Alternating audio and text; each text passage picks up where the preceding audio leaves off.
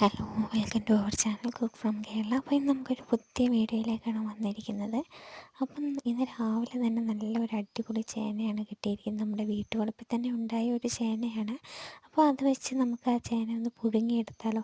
പണ്ടത്തെ കാലത്തൊക്കെ ആണെങ്കിൽ ചേനപ്പുഴുക്ക്, ചേനക്കറി, ചേനത്തോരൻ, അങ്ങനെ പലതരം കറികളും അങ്ങനെ പലതരം ഐറ്റംസ് ഉണ്ടാവും. എന്നാൽ ഇന്നൊക്കെ എന്ന് പറഞ്ഞാൽ ചേന എന്താണെന്ന് പോലും അറിയില്ലാത്ത പലരും നമ്മുടെ നാട്ടിലുണ്ട്.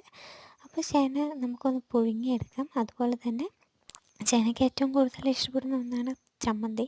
എനിക്കൊക്കെ ആണെങ്കിൽ ചേനയും കാന്താരി ചമ്മന്തിയാണ് കൂടുതലും ഇഷ്ടം. പണ്ടൊക്കെ ആണെങ്കിൽ ചേനയും കാന്താരി ചമ്മന്തിയൊക്കെ ഉണ്ടെങ്കിൽ ചായക്ക് കട്ടൻ ചായയും ചേന ഒഴുകിയതും അതുപോലെ കാന്താരി ചമ്മന്തിയാണ് ഏറ്റവും കൂടുതലായിട്ട് എടുക്കുന്നത്.